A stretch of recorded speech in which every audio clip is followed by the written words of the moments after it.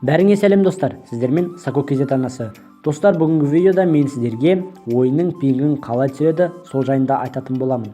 Жалпы пинг дегеніміз не? Пинг дегеніміз ол сіз бір онлайн ойын ойнап жатсаңыз, сол кезде ол ойында пинг болады. Яғни, мысалға егерде пинг жоғары болып кетсе, онда сіздің ойыңыз зависеть етеді, яғни қатады. Ал егерде пинг өте төмен болса, мысалы 80-60 сондай маңайда болса, өте жақсы жұмыс жасайды. Мысалға алатын болсақ, Free Fire ойыны.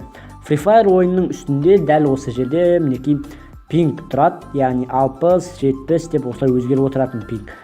Бұл дегеніміз, яғни ол сіздің интернетіңізге байланысты. Интернетіңіздің сапасы жақсы болса, онда пинг мейлінше жақсы болады, яғни төмен болады.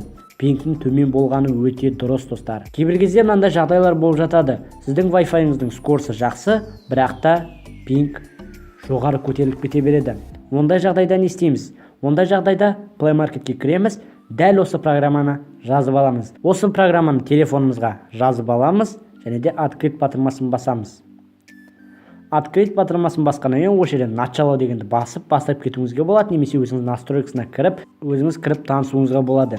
Енді өкінішке орай бұл программада реклама бар, реклама көрініп тұрады, бірақ та ол ойында сізге қатты кедергі жасамайды. Және де программаға кіргеннен кейін начало батырмасын басамыз.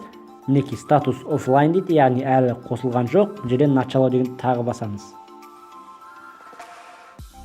Мінекей статус сет, яғни біздің программамыз іске қосылды. Енді осы программаны телефонымыздан жауып тастамаймыз, яғни дәл осы қалпында Free Fire'ға кіреміз, яғни кнопканы басып шығып кетеміз, және де бұны мына жерден, яғни осы жерден алып тастамаңыз. Егер де алып тастасаңыз, бұл программа тоқтап қалуы мүмкін, содан кейін сіздің пингіңіз қайтадан өзгеріп отырады.